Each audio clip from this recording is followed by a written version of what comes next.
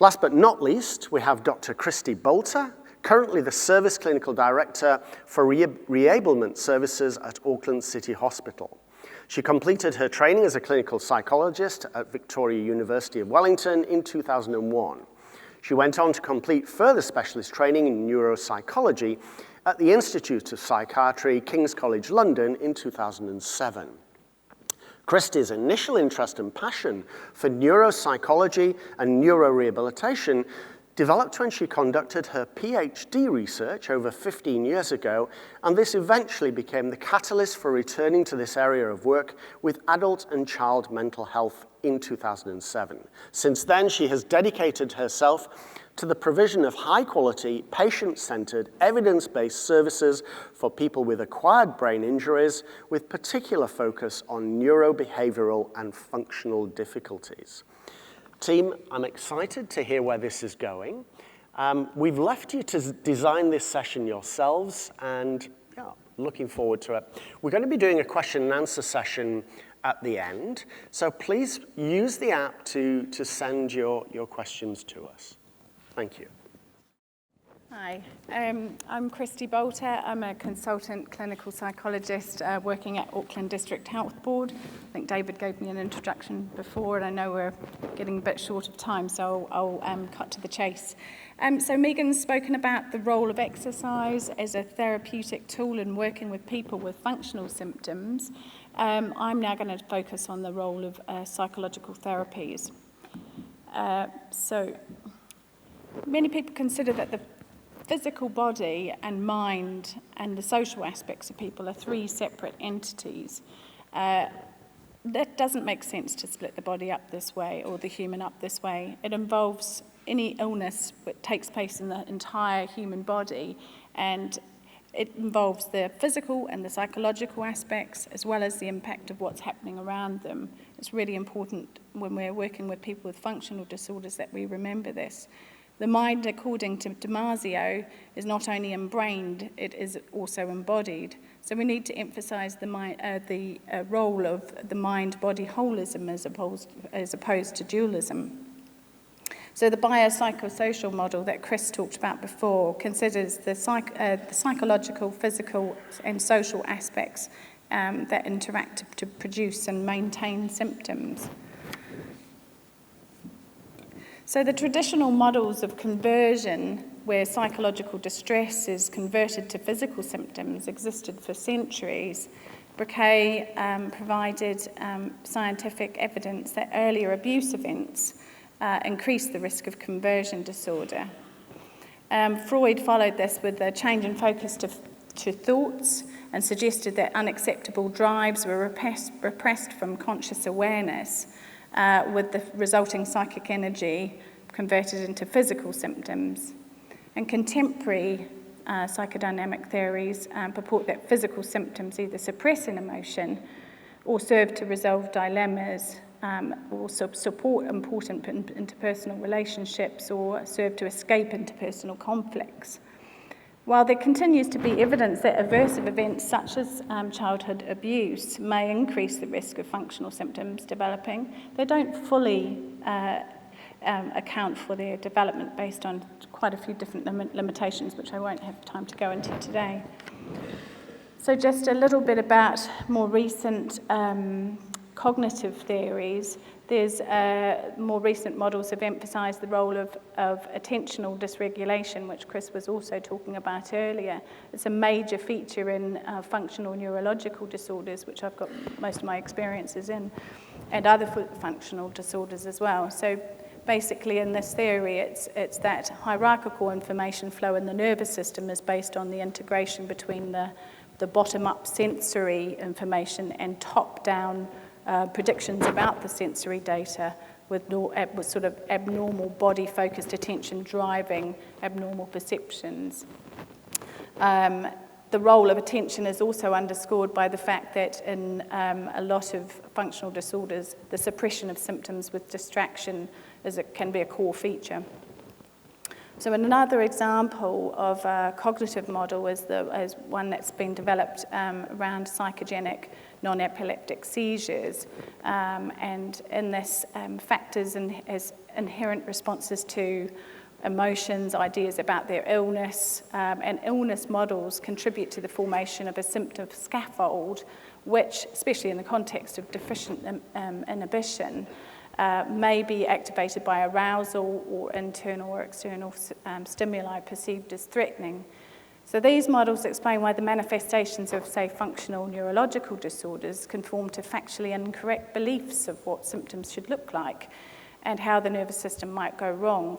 And one example is a tubular visual field, which is incompatible with the laws of optics. So regardless of the mechanism, once the functional symptoms are formed, phobic avoidance, affective disorders, and in time brain plasticity may be perpetuating features. Illness perceptions and illness behaviours also appear to be quite a key area. One's perception of bodily sensation depends on heredity, attention, state of mind, and previous experience with illness. The patient's own understanding of their symptoms, therefore, influences the illness course, the prognosis, and the use of healthcare.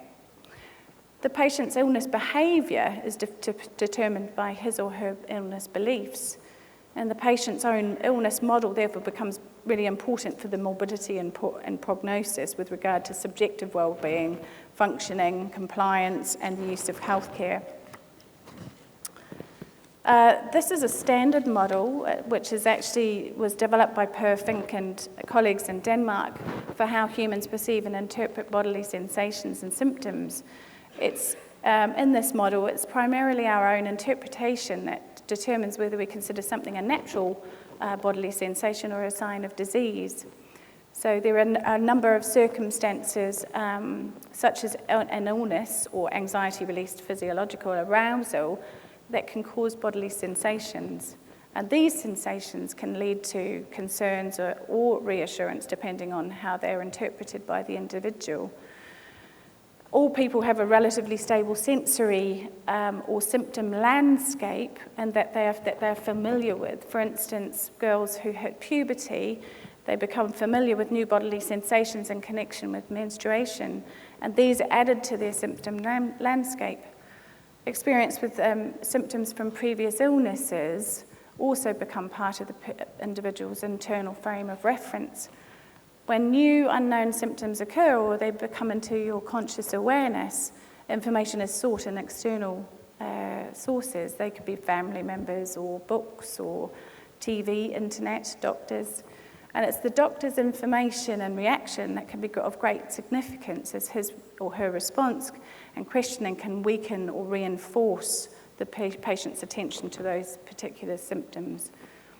So if the patient's interpretation causes worry, further arousal will occur, reinforcing the bodily sensations. So some new symptoms may also then arise. So external information about a disease, for instance from a newspaper or TV, can then make a person change his or her perception of that known bodily sensation so that these are suddenly interpreted as a sign of illness. Oops, sorry. So the aim of any psychological explanation really is in relation to therapy is to highlight the interaction between behaviour, cognition, emotion, and the physiological factors in the context of a person's social environment. And a helpful scheme for thinking about the etiology of functional symptoms reflects three areas: predisposing, precipitating, and perpetuating factors, and that can be further divided into biological, psychological, and social factors. So with predisposing factors, we're asking ourselves what may predispose a person to developing these symptoms, and why was this person vulnerable to these symptoms at this time? When we're considering precipitating factors, we're asking what's kicked this off, why now? And lastly, when we're asking about perpetuating factors, we're looking at what's maintaining this problem, what keeps this person from reducing their symptoms and functioning better. And as you can see from this chart, there are examples of some of the factors on this table. In terms of evidence for psychological treatment, there is a growing evidence base, and this Cochrane review from 2014 highlights that CBT and third wave cognitive therapy is superior to enhanced care, and Chris talked a little bit about that earlier. So I'm going to talk about CBT because it's the most commonly used treatment for functional disorders in terms of psychological therapy. It's also the most evidence-based, with a growing number of studies at quite a high level, so including RCTs. Another burgeoning area is ACT, acceptance and commitment therapy, which I won't go into detail about today, but it is promising. So I'm going to specifically focus on CBT. I'm going to touch on the general approaches just to give you a bit of a flavour of what a patient might expect, or so that you might have more confidence in knowing what's right for your patient. So CBT is a collaborative, time-limited approach. The aim is to maximise function and to minimise symptoms. Generally, the patient would see a specially trained therapist, usually a psychologist, sometimes a CBT therapist, or a specifically trained psychiatrist once a week for approximately 10 to 14 weeks, or longer if it's a severe chronic picture. So CBT emphasises the interaction between cognitive, behavioural and emotional and physiological factors in perpetuating symptoms. And patients are guided to discover new ways to manage their symptoms and develop alternative ways of thinking and behaving. So therapy actually starts with assessment, and there is an educational component to CBT. So people are taught about those links between those areas. They're taught about the common types of cognitive distortions that can contribute, and we may go into detail about learning theory or habit forming. So the person's taught ways to cope with their symptoms, to recognise and monitor and track changes and be aware of specific emotions and thinking patterns, and to how to monitor them and how to form new habits of thinking, so which in turn impacts their physiological and emotional functioning. So we've got a model here, which is probably a bit hard to read, but in this example we can see that the patient is reporting under the physical symptom sensation bit that they've got excruciating back pain, they're feeling poorly, nauseated and tired, and she reports the following sort of automatic thoughts. My back is getting worse, I can't stand it, it will never stop, it's only getting worse, something must be wrong with my back, I hope I don't collapse now that I'm alone with the girls, I better lie down. She reports feeling upset, worried, despairing and hopeless. And her automatic actions are to lie on the sofa to say to the girls, I'm not well, get dinner ready late, go to bed when I tuck in the girls. In this case, she's been able to generate some automatic alternative thoughts, which was that the pain was bad, but I'm better now. If I keep up my exercise strategy, I'll slowly get better. Next time I'm alone with the kids, I'll make it easier for myself to avoid getting so tense. She's also been able to generate and practice some alternative actions as well. When I've rested, I can do some back exercises and I can continue with my chores.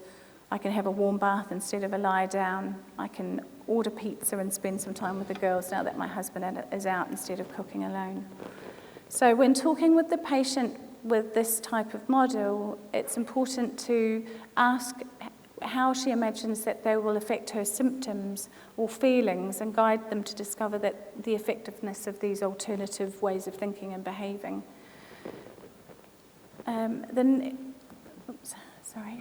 The next slide gives an overview of the treatment modules for a group CBT approach developed for patients with functional symptoms, and it gives you an idea of the types of modules that we'd go through.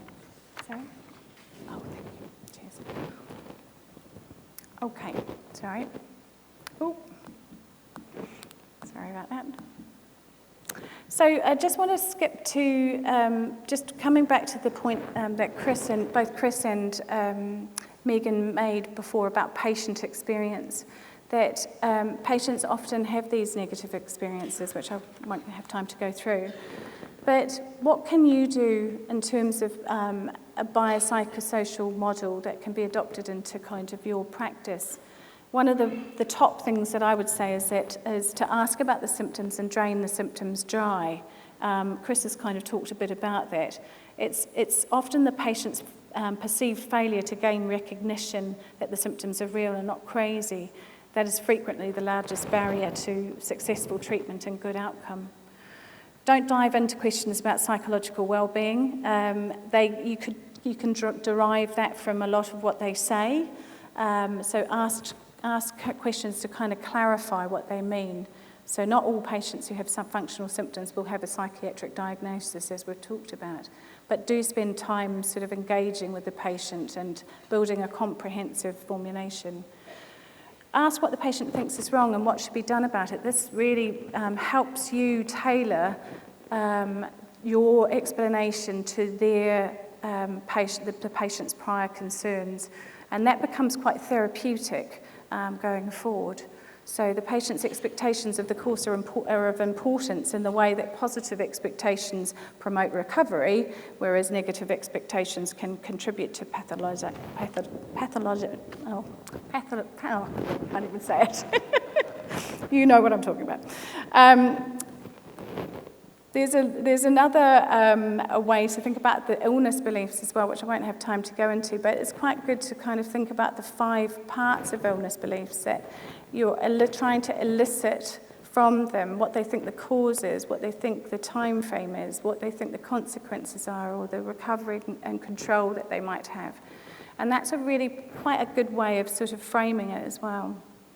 In terms of going into introducing the idea of the helpfulness of psychological treatment, it might be useful to kind of think about a computer metaphor, and I've kind of gone into some details about that there. And so it's a good way of kind of introducing the idea that actually, you know, it's like a software problem rather than a hardware problem, that you'd have to resolve it by reprogramming some of the programs that are not working properly. And our thoughts, behaviors, and sensations and emotions are our programs. So this is where psychology comes in to help with retraining the body and mind to work together. So what to expect from your referral to psychology? I really want to emphasize this because I think psychologists often sort of work in isolation, but it's really important that you ask for at least an assessment report and letter, as well as some sort of treatment update. You need to ask for it because they often work in isolation. For some patients who have chronic symptoms, you might need to invite a psychologist to come back to work in a sort of a multidisciplinary meeting as well. So, skipping straight to our key take-home messages. Functional symptoms are common and can be disabling, but they are potentially reversible. Functional symptoms are not all in the mind, but they're not also all in the body. There are effective interventions that do exist, CBT, exercise physiological approaches. People want to be taken seriously, and doctors can make a difference to the person's well-being through their attitudes and their approach. Continuity of care and the long-term relationship really, really helps, and there's the importance of understanding the biopsychosocial approach. Thank you.